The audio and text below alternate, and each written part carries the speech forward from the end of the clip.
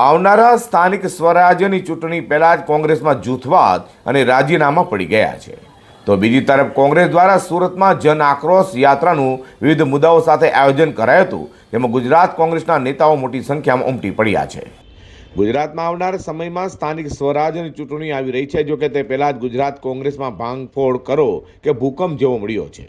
અનેક ચર્ચિત નેતાઓ દ્વારા કોંગ્રેસને રામ રામ કરી દેવાય છે। કોંગ્રેસમાં એક હથ્થા ચાલતા શાસનથી કંટાળી પક્ષના વફાદાર નેતાઓ અને કાર્યકર્તાઓ દ્વારા પાર્ટીમાંથી રાજીનામા આપ્યા છે, તો બીજી તરફ સુરતમાં વિવિધ પ્રજાલક્ષી મુદ્દાઓના નામે સુરત કોંગ્રેસ દ્વારા જન આક્રોશ યાત્રાનું આયોજન કરાયું હતું। મોંઘા વેરાની લૂંટ બંધ કરો, તાપી નદી બચાવો, પાર્કિંગ ચાર્જ બંધ કરો, પર્યાવરણની રક્ષા કરો, લારી ગલ્લા પાથરણાવાળાઓને ન્યાય આપવાની માંગ સાથે યોજેલા કોંગ્રેસની જન આક્રોશ યાત્રામાં એઆઈસીસીના મહામંત્રી, ગુજરાત કોંગ્રેસના પ્રભારી મુકુલ વાસનિક, ગુજરાત પ્રદેશ કોંગ્રેસ પ્રમુખ અમિત ચાવડા, ગુજરાત કોંગ્રેસના કાર્યકારી પ્રમુખ કદીર પીરજાદા, વિધાનસભામાં કોંગ્રેસ પક્ષ નેતા ડોક્ટર તુષાર ચૌધરી તેમજ દક્ષિણ ઝોનના પ્રભારી શ્રીનિવાસન અને ભારત સરકારના પૂર્વ મંત્રી ભરતસિંહ સોલંકી જોડાયા છે। આ યાત્રાનો મુખ્ય હેતુ સુરત મનપાના ભાજપ શાસકો દ્વારા સુરતની પ્રજા સાથે કરવામાં આવતા અન્યાય જેવા વિવિધ મુદ્દાઓ સાથે સુરત મનપાના કમિશનરને આવેદનપત્ર આપ્યું હતું, તેમાં મોટી સંખ્યામાં કોંગ્રેસીઓ કાર્યકરો જોડવા પામ્યા છે।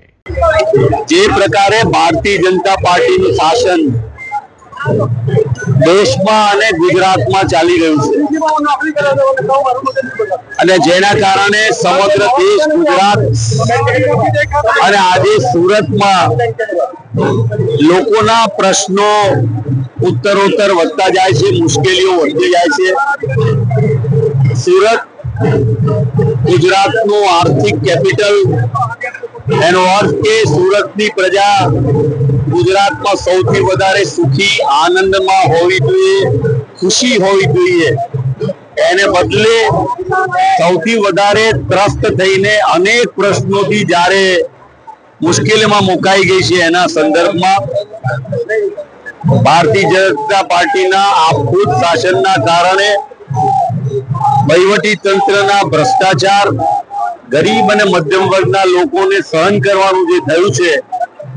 એને વાચા આપવા માટે કોંગ્રેસ પાર્ટી વિરોધ પક્ષની ભૂમિકા ભજવી રહી છે।